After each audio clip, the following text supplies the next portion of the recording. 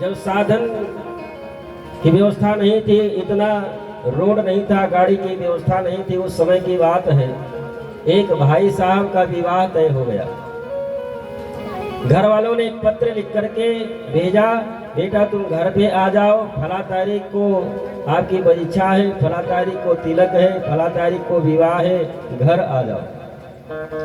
सारे साधन की व्यवस्था थी नहीं, बेचारा पैदल ही चल दिया कि चले विवाह होगा। चलते चलते शाम हो गई। शाम होने पर रास्ते में एक गांव पड़ा, तो गांव में जाकर के किसी के दरवाजे पर रुक गया। तो जिसके यहाँ रुका उन्होंने उसके लिए खाने पीने की व्यवस्था की, और रात्रि का समय था तो चारपाई पर बिस्तरा लगा दिए, लेटने की भी व्यवस्था कर दी। वो बेचारा लेट गया बिस्तरा पर, चारपाई पर लेट गया, लेकिन उस चारपाई में खटमल थे, चारपाई में थे खटमल, और उस बेचारे को खटमल काटने लगे। और खटमल काटे तो नींद कहाँ से आवे। खटमल काटने लगे, बेचारे को नींद ना आई, मन में विचार करने लगा अब करूं क्या। तो वहीं दरवाजे पर एक कुआं था, कुआं की जो जगत होती है थोड़ा चौड़ी थी, गर्मी का महीना था, मन में विचार करने लगा चारपाई पे तो खटमल काट रहा है, गर्मी का मौसम भी है, लेकिन कुआं की जगत थोड़ा चौड़ी है, लाओ इसी पे आराम से लेट जाते हैं, थोड़ा ठंडा भी रहेगा, बढ़िया नींद आ जाएगी, सो जाएंगे, सुबह होगी फिर अपना घर चल देंगे। ऐसा सोच करके वो कुएं की जगत पर लेट गया, सोने लगा। नींद आ गई। नींद में वो स्वप्न देख रहा है कि घर पहुंच गया हूँ, विवाह भी हो गया है, पत्नी घर में आ गई है, एक बच्चा भी हो गया है, बच्चा बगल में लेटा है, बच्चे का हाथ पीठ के नीचे दब गया है, और पत्नी आकर डांट करके कहती है कि तुम इतने बड़े मूर्ख हो, बच्चे का हाथ पीठ के नीचे दबा हुआ है और तुम आराम से लेटे हुए हो। और स्वप्न में ही उसने करवट ली और 60 हाथ के नीचे चला गया। घर वालों ने जब देखा कि कुएं में कुछ गिरा, दौड़ करके सब बाहर आए, चारपाई पर वो था नहीं, समझ गए कि वही बच्चा है जो यहाँ पर लेटा था, वही गिर गया कुएं में। सबको बुलाए, रात्रि में निकाले किसी तरह से उसको, थोड़ा बहुत चोट भी आई। सुबह हुई तो जिनके दरवाजे पर रुका था उन्होंने कहा कि भैया आपका घर कहाँ, चलो मैं छोड़ आऊँ। उसने कहा कि अब घर नहीं जाना। क्यों? आपका विवाह है, आपके पिताजी आपका विवाह तय कर रखे हैं, घर नहीं जाओगे, विवाह किसके साथ में होगा। उसने कहा कि जब स्वप्न के विवाह में 60 हाथ नीचे चले गए, हाथ पैर टूट गया, और जब वास्तविक में विवाह होता होगा जिसकी उसकी क्या दुर्दशा होती होगी वो तो भगवान जाने। तो भगवान ने कहा हमको विवाह नहीं करना है। रह गई बात, कुछ आप देने के लिए कह रहे हैं, वो हमको चाहिए नहीं, क्योंकि मैं संतोषी ब्राह्मण हूँ। आज आप थोड़ा सा देंगे, कल और अधिक पाने की इच्छा जागृत होगी, क्योंकि ये मन जितना पाएगा उतने में उतने उससे ज्यादा ये और कामना करेगा, कभी संतुष्ट नहीं होता। एक बार नारद जी तो तीनों लोकों में अबाध गति से घूमा करते हैं। नारद जी तीनों लोकों में अबाध गति से घूमा करते हैं। एक रास्ते से हमेशा नारद जी जाया करते थे।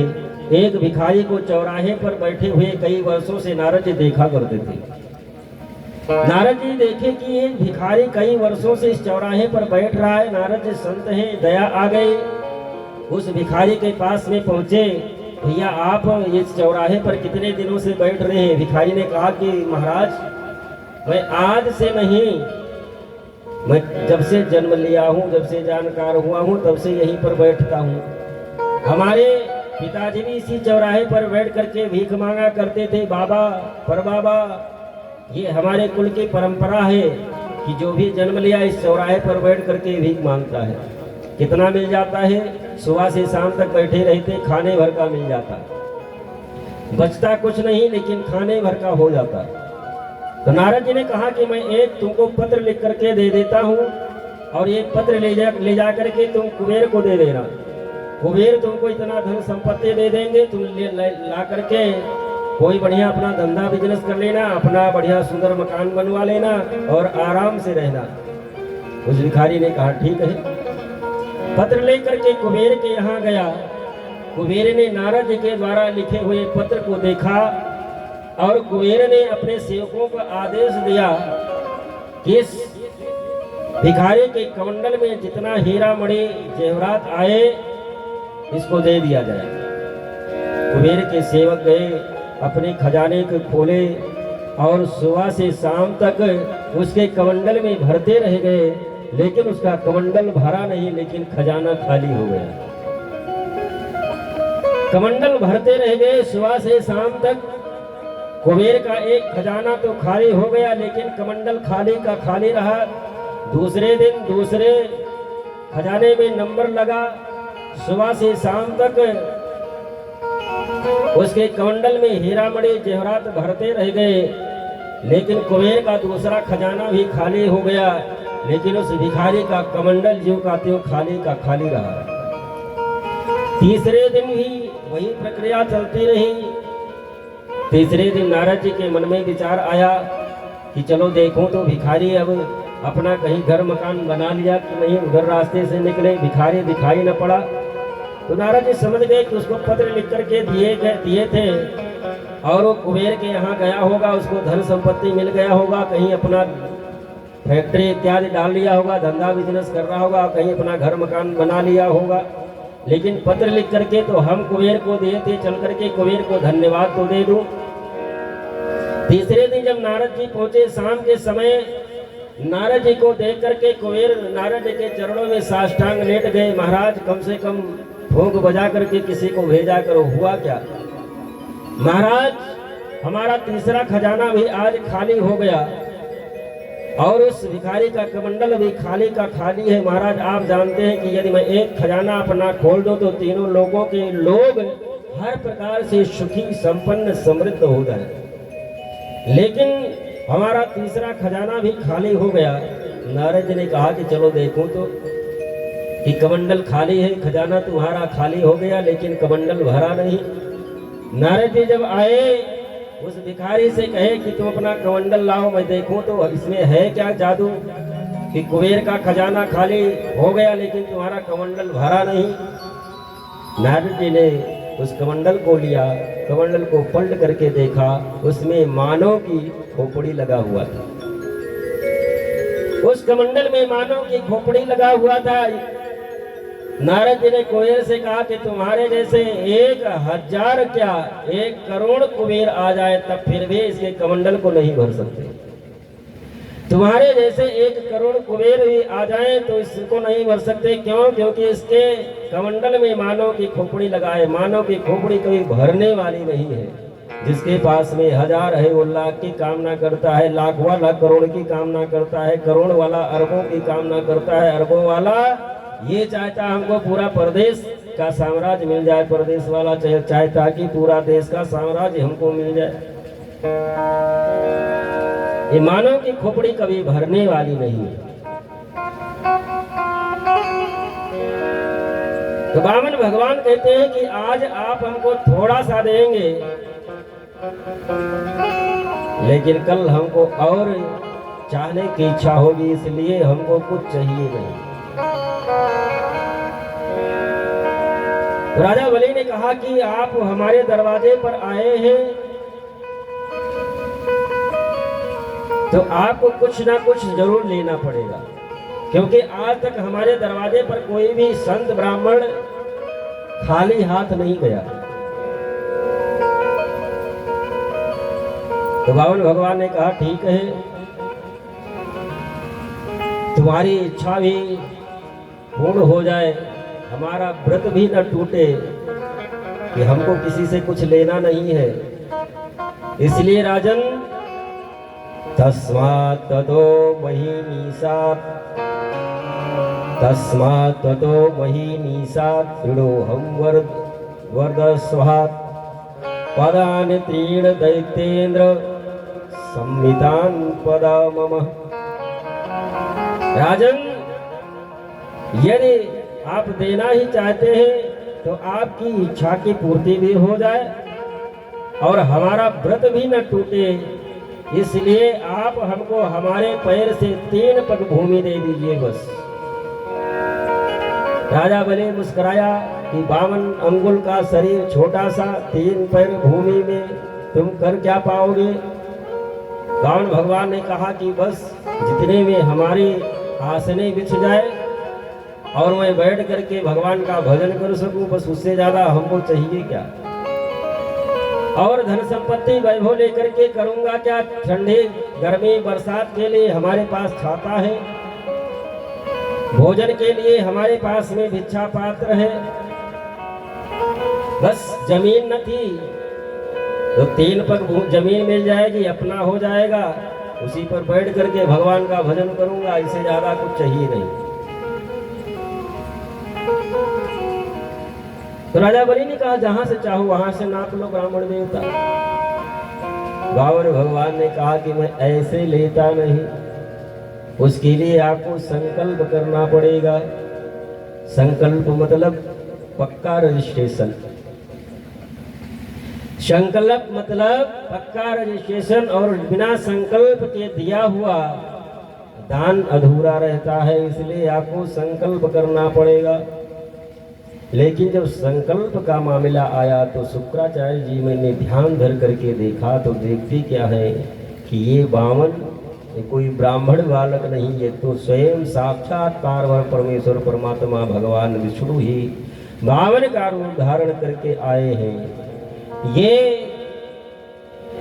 कश्यप नंदन बन करके आए हैं, ये कोई साधारण 52 नहीं।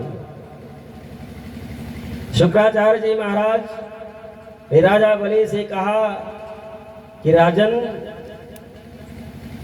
जिसको तुम मांगने की बात कर रहे हो और संकल्प करके देने जा रहे हो, कोई साधारण ये 52 कोई ब्राह्मण बालक नहीं है। ऐसे वैरोचनी साक्षात, ऐसे वैरोचनी साक्षात भगवान विष्णुरव्ययः कश्यपाद आदितिर्जातौ दैवानां कार्य साधका। ए विरोचन नंदन राजा बलि, ये कोई साधारण ब्राह्मण कुमार नहीं है, ये कश्यप और अदिति के पुत्र जो बन करके आए हैं, स्वयं साक्षात पार्वती परमेश्वर परमात्मा भगवान विष्णु है। तुम 3 पैर भूमि का संकल्प करोगे, ये 2 ही पग में तीनों लोगों को नाप लेंगे, तीसरे के लिए कोई जगह न बचेगी और तुमको नरक जाना पड़ेगा।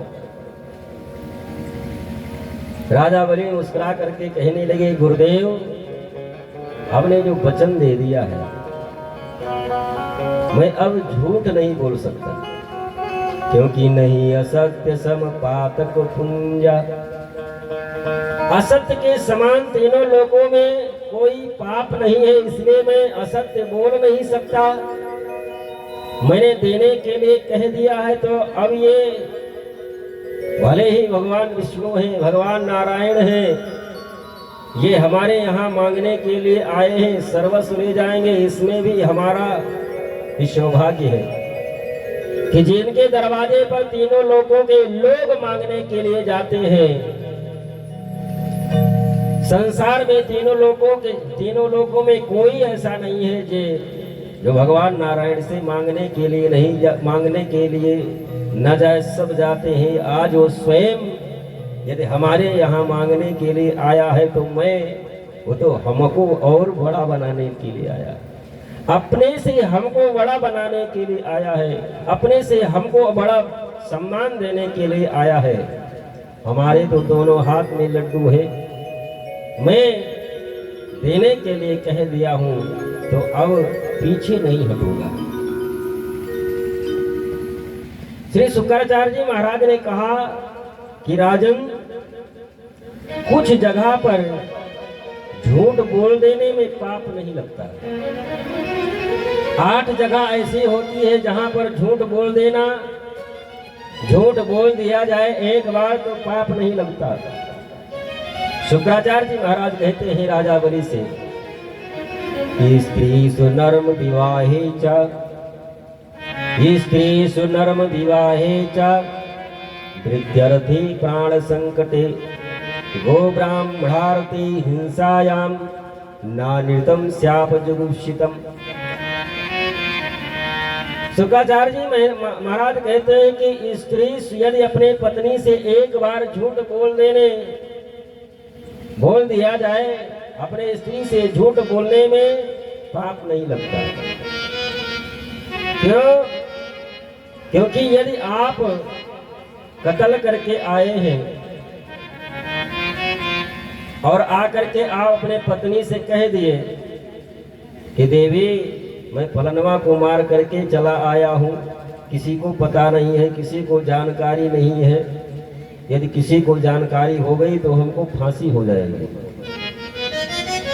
भले ही वो आपकी पत्नी है, लेकिन वो जब तक दूसरे को बता नहीं देगी तब तक वो एक कुल्ला पानी भी नहीं पी सकती, क्योंकि उसको बात पचने वाली नहीं है, क्योंकि इनको श्राप लगा हुआ है। बात पचेगी नहीं, वो जा करके पड़ोसन के यहाँ दूसरे के यहाँ पहुंच जाएगी तुरंत। अरे बहनी जानती हो हमारे पति देव ने फलनवा को मार करके चले आए, हम आपको अपना जान करके समझ करके तुमसे बताने के लिए आई हूँ, आपसे न बताएं तो हम किससे बताएं, लेकिन फलनवा को हमारे पति देव ने मार करके चलाए किसी से, और आप किसी से मत कहना। वो अपना भार तो उतार करके पड़ोसन के यहाँ चली आई। अब वो बेचारी क्या करे, वो भी पहुंच गई दूसरे के यहाँ। अरे बहनी जानती हो, अरे फलाने आज हमसे आकर के बता रही थी कि उनके पतिदेव फलाने को मार करके चले आए हैं, और मैं आपको अपना समझ करके कह रही हूँ, आप किसी से मत कहना। इस प्रकार से 10 मिनट के अंदर पूरे गांव में बात फैल जाएगी, आपको फांसी हो जाएगी। यदि आपको कोई चीज का प्रचार प्रसार बढ़िया से करना है तो कोई मीडिया की जरूरत नहीं है। एक माता को बता दो पूरे गांव में 10 मिनट में बात फैलेगी। 10 मिनट से ज्यादा नहीं लगेगा, क्योंकि इनको श्राप है, बात बचेगी नहीं। जब महाभारत का युद्ध समाप्त हो गया, धर्मराज युधिष्ठिर अपने पितरों का पिंडदान करने के लिए बैठे तो मां कुंती आकर के धर्मराज युधिष्ठिर से कहती है कि कर्ण का भी पिंडदान कर दो। क्यों? वो तो शूद्र पुत्र था, उस शूद्र के लिए मैं पिंडदान करूं तो उसको तो मिलेगा नहीं। तब कुंती ने कहा कि वो तुम्हारा बड़ा भाई है। धर्मराज युधिष्ठिर ने कहा कि माँ वो हमारा बड़ा भाई था, मर जाने के बाद में आज तुम हमको बता रही यही बात, यदि पहले बताई होती तो महाभारत के युद्ध का स्वरूप कुछ और होता। मैं श्राप देता हूं कि आज के बाद में किसी भी स्त्री को कोई भी बात पचेगी नहीं। श्राप है इनको बात पचेगी नहीं। कोई गुप्त बात है और आप चाहें कि हम अपने पत्नी को बता देंगे, वो बात फैलेगी नहीं, तो आप ये मत समझना, वो बात तो निश्चित रूप में सुबह बताए तो शाम तक पूरे गांव में फैल जाएगी। शुक्राचार्य जी महाराज कहते हैं कि स्त्री नर्म विवाहे चाहे, यदि किसी के कन्या के विवाह में यदि आपके झूठ बोल देने से विवाह उसका हो जाता है तो आप वहां पर एक बार झूठ बोल दीजिए, वहां पर पाप नहीं लगेगा। स्त्री से नर्म विवाहे चा वृत्त्यर्थे, यदि आपकी वृत्ति जिससे आपका घर परिवार चलता है, नौकरी पेशा जिससे आपका घर परिवार चल रहा है, वहां पर यदि ऐसी जगह पर एक बार झूठ बोल देने से आपकी वृत्ति न जाए तो वहां पर झूठ बोल देने से पाप नहीं लगेगा। वृत्त्यर्थे प्राण संकटे, किसी का प्राण संकट में है, आपके झूठ बोल देने से यदि उसकी प्राण बच जाए तो वहां पर भी झूठ बोल देने में पाप नहीं लगता।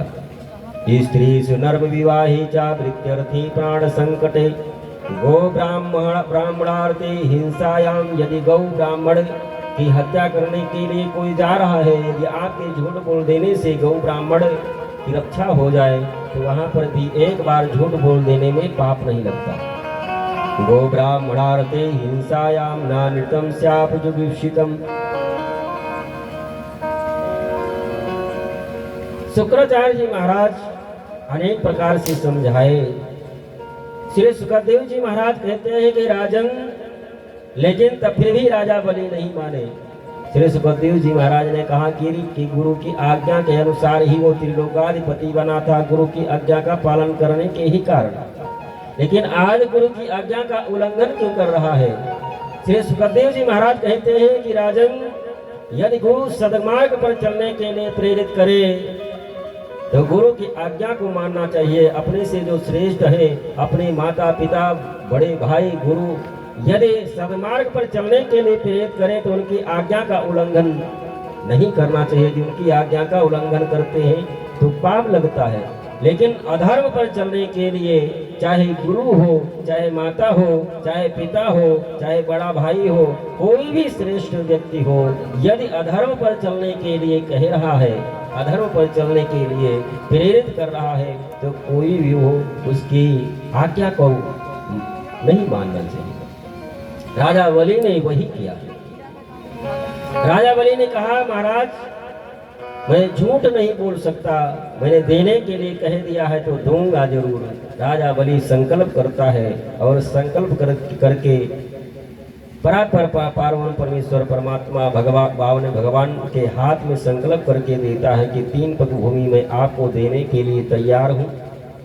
जो ही संकल्प करके दिया और भगवान के चरणों में लेट करके साष्टांग प्रणाम करता है। जितनी देर में लेट करके साष्टांग प्रणाम किया, भगवान विराट रूप धारण कर दिया।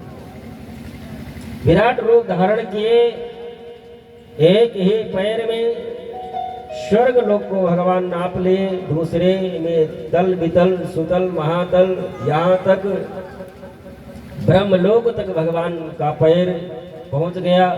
ब्रह्मा जी अपने कमंडल में भगवान के चरणों को धो लिए, जो आज गंगा के रूप में हम लोगों को पवित्र कर रही है। और उतनी ही देर में जामवंत जी महाराज भगवान की परिक्रमा कर लिए थे। 52 भगवान की उतनी ही देर में, जितनी देर में विराट भगवान तीनों लोगों को नापते हैं, उतनी ही देर में जामवंत जी महाराज भगवान की परिक्रमा कर लिए थे। इतने सामर्थ्यवान और शक्तिशाली थे श्री जामवंत जी महाराज।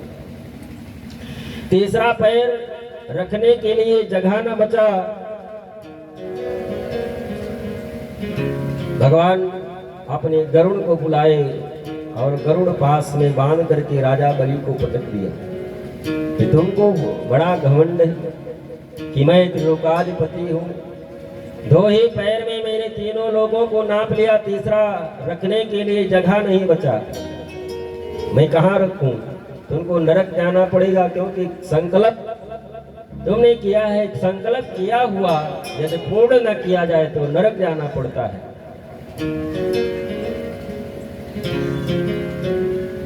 ब्रह्मा जी आए, भगवान से प्रार्थना करते हैं कि प्रभु भूत भावन भूतेषु देव देव जगन्मय मुंजयितां हृद सर्वस्वं नायमर्हत निग्रह।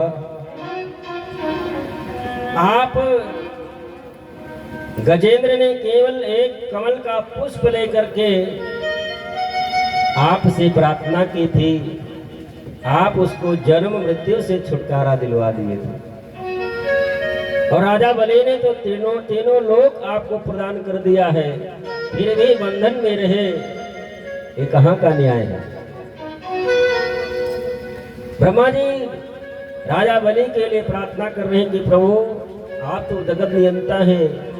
राजा बलि अपने को भूलवश त्रिलोकाधिपति मान बैठा था, लेकिन भूल का मतलब ये नहीं कि आपको दान देने के बाद में उसको नरक जाना पड़े। ब्रह्मा जी निवेदन करके गए। प्रहलाद जी स्वर्ग लोक से दृश्य को देख रहे थे। राजा बलि से भगवान ने कहा कि अब तीसरा पैर कहाँ रखूं? राजा बलि घबराया नहीं, मुस्कुरा करके कहता है प्रभु एक बात बताओ कि धन बड़ा होता है कि धनवान? भगवान ने कहा कि धन तो धनवान से ही होता है, जो धनवान है उसी से तो धन है। तो राजा बलि ने कहा धन को तो आपने नाप लिया, लेकिन धनवान आपके सामने पड़ा है। तीसरा पैर आप इस धनवान के सर पर रख दें, इससे ये धनवान का जीवन भी कृतार्थ हो जाए। तीसरा पैर भगवान राजा बलि के सर पर रखते हैं। जो सौभाग्य राजा बलि को प्राप्त हुआ शायद तीनों लोगों में किसी को प्राप्त नहीं हुआ होगा। प्रहलाद जी महाराज को रहा न गया, वो भी उतर करके आ गए स्वर्ग से, भगवान के सामने हाथ जोड़ करके खड़े हो गए। प्रभु, जो सौभाग्य आज हमारे पोते को प्राप्त हुआ है, सौभाग्य तो हमको भी नहीं प्राप्त हुआ था। आप हमारे लिए नरसिंह का रूप धारण करके आए थे, लेकिन राज तिलक करने के बाद में आप केवल दाहिना हाथ हमारे सर पर रखे थे, लेकिन आज तो आपने अपने चरण को हमारे पोते के सर पर रखा है। सौभाग्य तो तीनों लोगों में आज तक तो किसी को न प्राप्त हुआ है, तो शायद किसी को प्राप्त होगा। राजा बलि की पत्नी भी आई, मुस्कुरा करके कहने लगे प्रभु आपने बड़ा अच्छा किया। ये अपने आप को त्रिलोकाधिपति मान बैठे थे, इनको ये अहंकार हो गया था कि मैं त्रिलोकाधिपति हूँ, और ये बंधन में पड़े हैं इसलिए क्योंकि ये दान करते समय ये अपना मान बैठे थे कि मैं त्रिलोकाधिपति हूँ, तीनों लोगों का मैं मालिक हूँ। अहंकार बस इन्होंने दान किया, जिसके फल स्वरूप तो बंधन में इनको पड़ना ही था। लेकिन आप तो कृपा निधि हैं, यदि कोई प्रेम पूर्वक आपको एक पुष्प भी अर्पण कर दे परमात्मा, आप उसको स्वीकार करते हैं। इन्होंने चाहे प्रेम बस या अहंकार बस कैसे भी जो कुछ भी था वो आपको समर्पित कर चुके हैं, यहाँ तक अपने आप को भी आपको समर्पित कर चुके हैं। अब तो बंधन मुक्त कर ही दीजिए। भगवान नागपाश से मुक्त किए, लेकिन भगवान प्रहलाद जी ब्रह्मा जी सब खड़े हैं। भगवान ने कहा कि मैं राजा बलि को छलने नहीं आया था, मैं राजा बलि को छलने तो आया था, लेकिन राजा बलि ने हमको छल लिया। जो राजा बलि को आप लोग ये देख रहे हैं कि बलि बंधा पड़ा है, लेकिन जो वास्तविक बंधन है वो तुम लोगों को दिखाई नहीं पड़ रहा है। वास्तविक बंधन ये है कि ऐसे प्रेम बंधन में राजा बलि ने हमको बांधा है, जो कभी छूटने वाला नहीं है। भगवान राजा बलि से कहते हैं कि बलि जो तुम मांगना चाहते हो मांग लो, आज मैं तुम पर बहुत प्रसन्न हूँ। बलि ने कहा कि भिखारी से क्या मांगू, भिखारी से क्या मांगू, जो आप तो मांगने के लिए हमारे यहाँ आए थे, अब मैं आपसे मांगू क्या? कुछ भी नहीं मांगना है, बस जैसे भक्ति भावना हृदय में हमारे बाबा प्रहलाद के हृदय में आपके प्रति भक्ति भावना बनी रही, हमारे पिता विरोचन के हृदय में आपके प्रति जो भक्ति भावना बनी रही, वही भक्ति भावना हमारे हृदय में हमेशा बनी रही। बस इससे ज्यादा और कुछ नहीं चाहिए। कामन भगवान ने कहा कि यदि मैं तुमको स्वर्ग का साम्राज्य, धरातल का साम्राज्य दूं, क्योंकि तीनों लोगों की संपत्ति तुम्हारी थी, वो मैंने दान में ली, और दान में दी हुई वस्तु का उपयोग करना अपराध है, इसलिए मैं तुमको सुतल लोक का साम्राज्य दे रहा हूँ, जिस साम्राज्य को प्राप्त करने के लिए स्वर्ग के देवता भी लालायित रहते हैं, लेकिन उनको प्राप्त नहीं हो पाता, वो सौभाग्य मैं आपको दे रहा हूँ।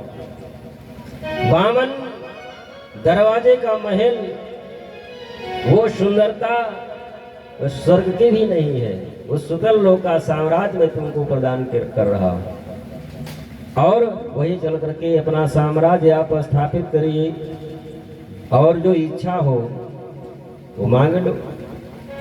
राजा बलि ने कहा ठीक है बहू, लेकिन देना ही चाहते हैं तो मैं ये चाहता हूं कि मैं जब भी महल से बाहर निकलूं आपका मैं दर्शन करूं।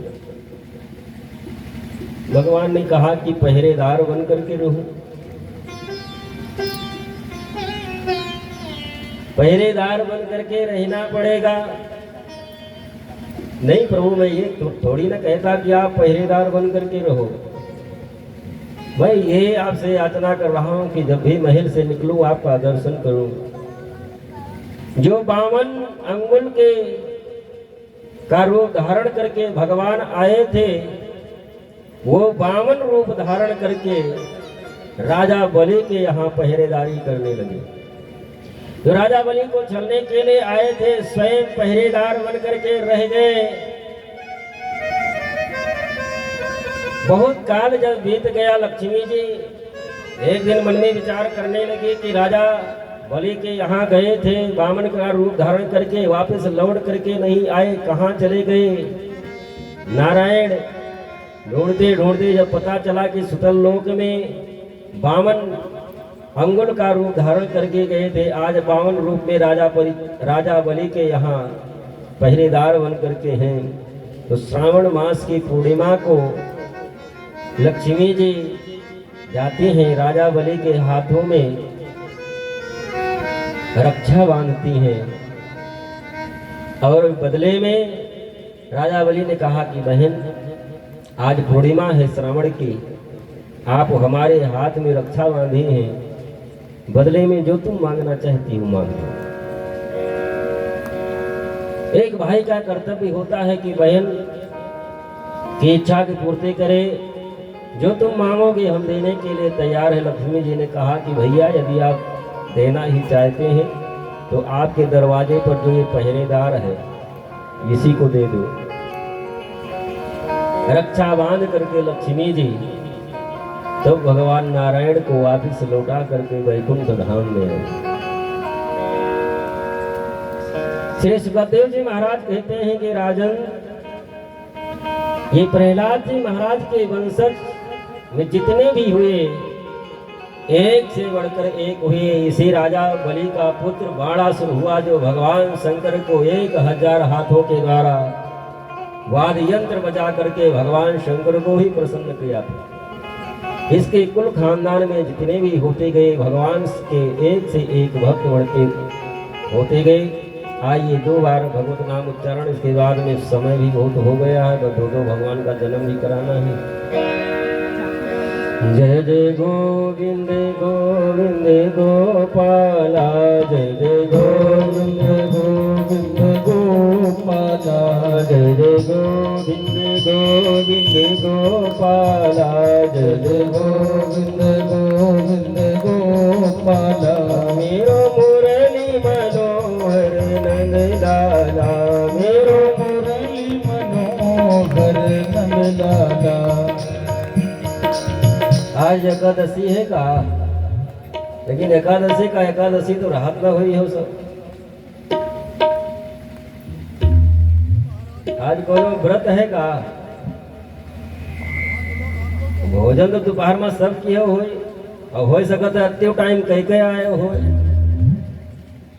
लेकिन बोले सब कीर्तन हम ही न सुन पाए। और हम बोले थे कम से कम 3 किलोमीटर दूर तक आवाज जाता। तब माइक में बोली तो एक माइक एक हम 2 लोग तो है न, आपकी संख्या गिन लो कई लोग हम 2 लोग तो हैं, एक माइक एक हम 2, अपनी संख्या गिनो प्रेम से सभी लोग। जय जय गोविंद गोविंद गोपाला, जय जय गोविंद गोविंद गोपाला, जय जय गोविंद गोविंद गोपाला, जय जय गोविंद गोविंद गोपाला। जय जय मुरली मनोहर नंदलाला, जय जय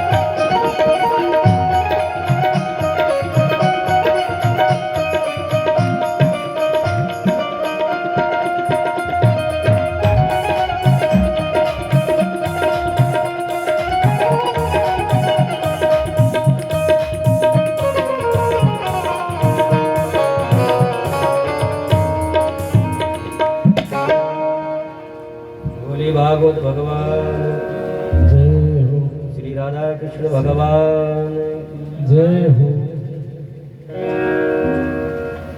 पता नहीं आप लोगों को कथा समझ में नहीं आती है कि अच्छी नहीं लगती। ना तो संकीर्तन करते और ना जयकारा लगाते। कथा अच्छी लगती होती तो संकीर्तन बराबर करते, जयकारा भी बढ़िया साथ में लगाते। बोले भागवत भगवान के। वाह, लेकिन अभी मजा नहीं आया। बोले श्री राधा कृष्ण भगवान के। ये सब ये तो लगा था हफ्ता में भोजन नाइटी।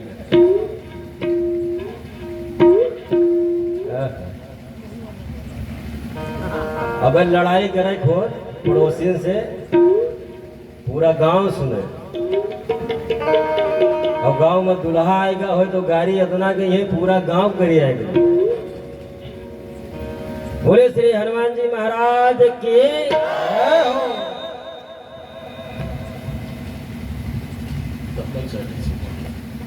श्री सुखदेव जी महाराज वर्णन करते हैं राजन, नवम स्कंद में 24 अध्याय है। 12 अध्याय में सूर्य वंश का वर्णन है, 12 अध्याय में चंद्र वंश का वर्णन है। सबसे पहले सूर्य वंश का वर्णन है जिसमें भगवान राम का जन्म हुआ। चंद्रवंश में 12 अध्याय में चंद्रवंश का वर्णन है जिसमें भगवान कृष्ण का जन्म हुआ। भगवान कृष्ण और भगवान राम हैं तो दोनों एक, लेकिन जब तक भगवान राम की का चरित्र हृदय में नहीं बैठेगा तब तक भगवान कृष्ण का चरित्र समझ में आएगा नहीं। क्योंकि भगवान कृष्ण का जो चरित्र है बड़ा टेढ़ा मेढ़ा है। भगवान राम ने जो किया है वो करने के योग्य है। भगवान राम ने जो किया है वो करना चाहिए। भगवान राम ने जो किया है वो करने के योग्य है, वो करना चाहिए। लेकिन भगवान कृष्ण ने जो किया है वो करोगे तो बर्बाद हो जाओगे। भगवान कृष्ण जब 6 दिन के थे, पूतना हलाहल विष लगा करके अस्त्र में विष लगा करके आई। थोड़ा सा विषपान कर लोगे तो सीताराम हो जाओगे। भगवान कृष्ण 3.5 वर्ष के थे तो 1000 फन वाले कालिया नाग के फन पर नृत्य किए थे। घर में एक छोटा सा सांप आ जाए तो पूरा परिवार घर से बाहर हो जाते।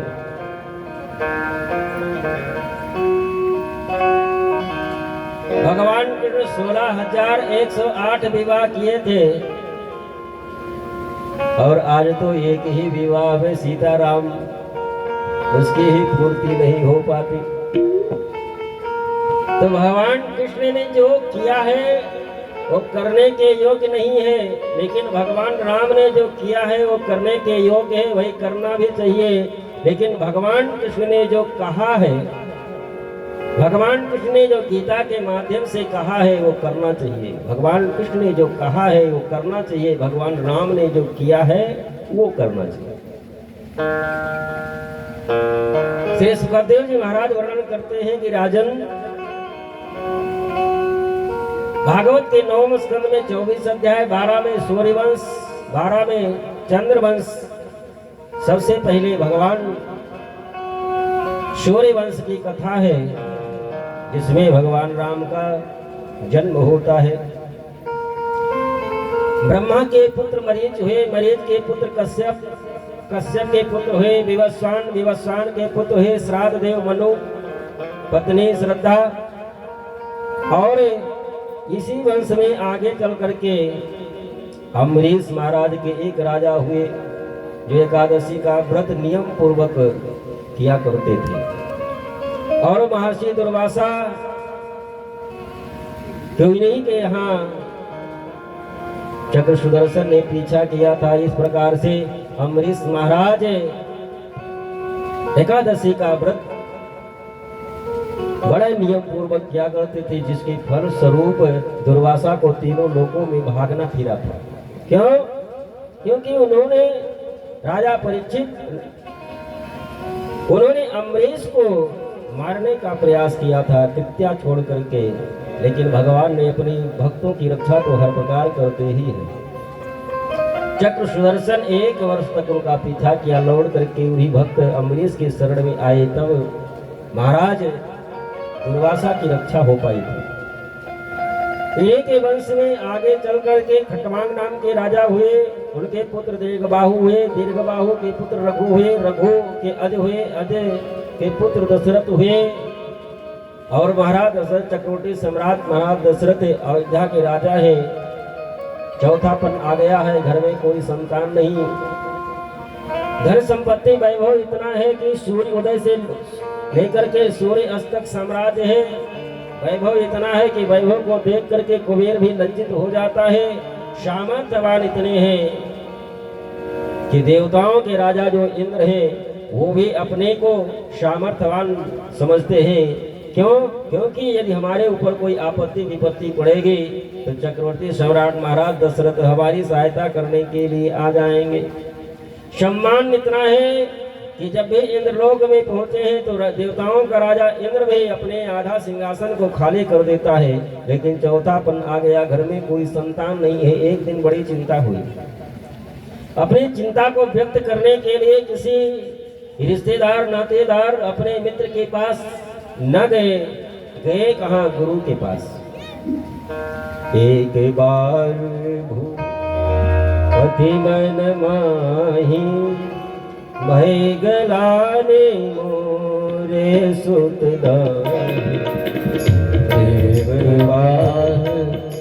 भूपति मन माही भय गलाने मोरे सुत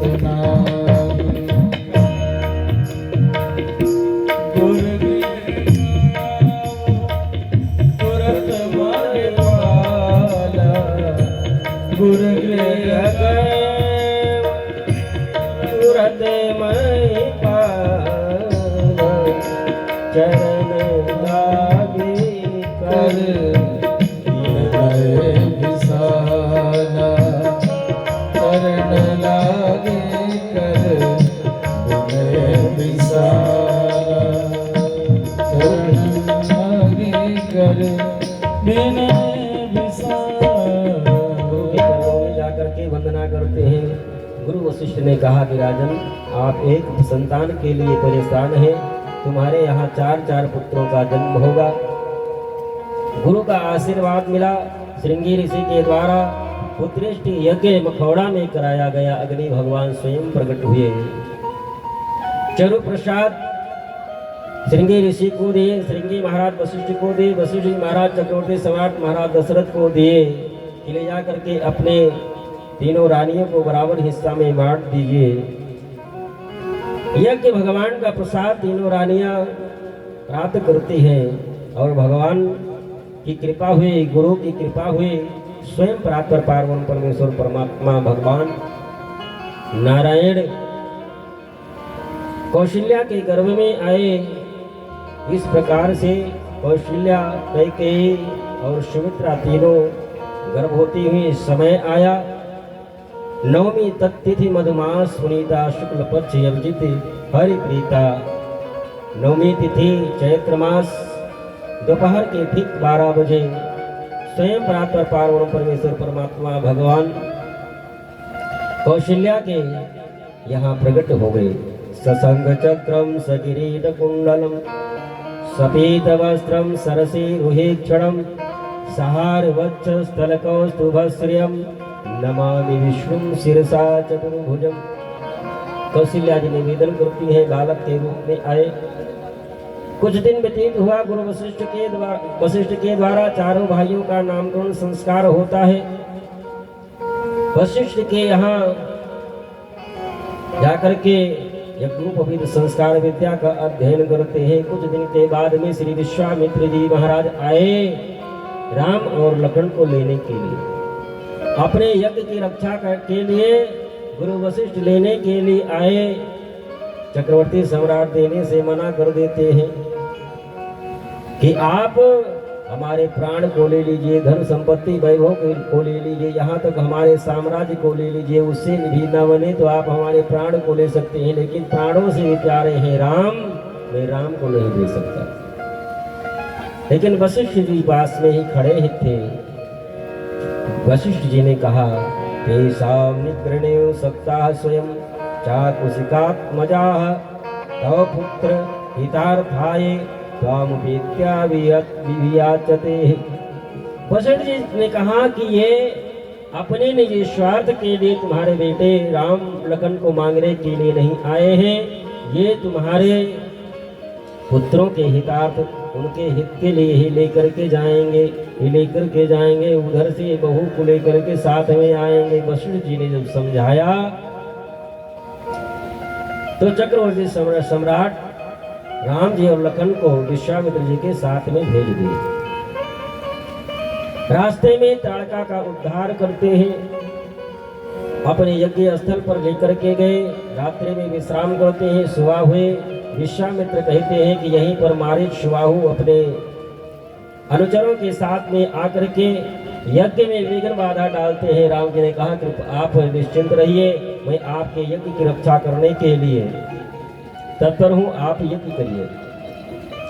विश्वामित्र जी महाराज आहुति प्रदान करना प्रारंभ करते हैं। उसी समय मारीच और सुबाहु अपने करोड़ लाखों की संख्या में दैत्यों के साथ में आक्रमण करता है। भगवान राम एक ही बाण में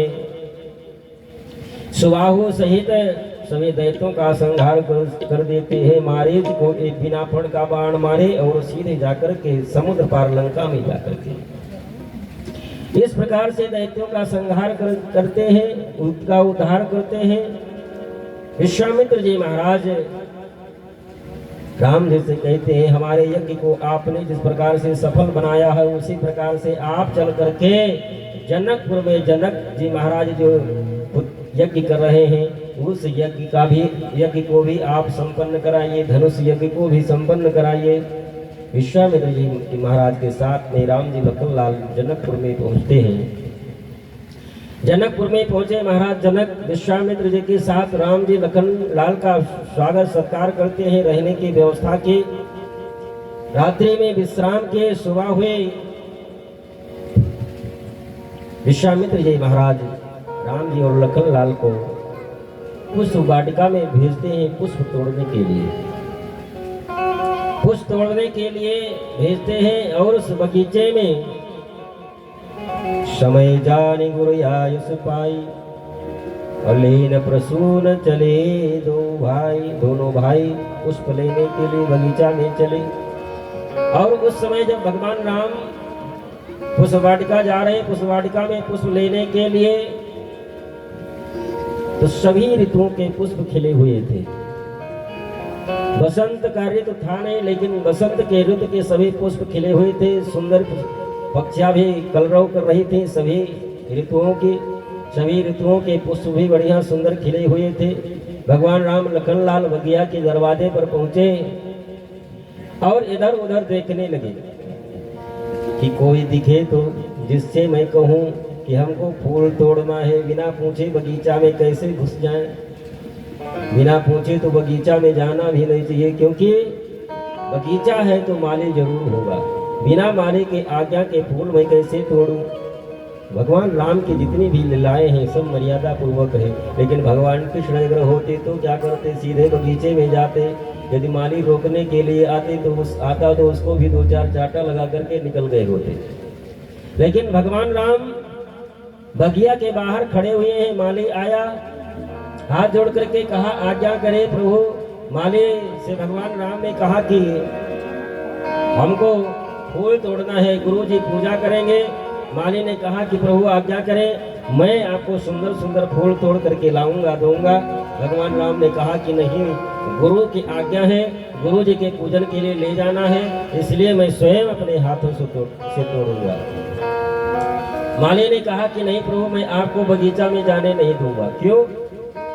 क्योंकि हमने ऐसा सुना है कि आप जब अवध से आ रहे थे, रास्ते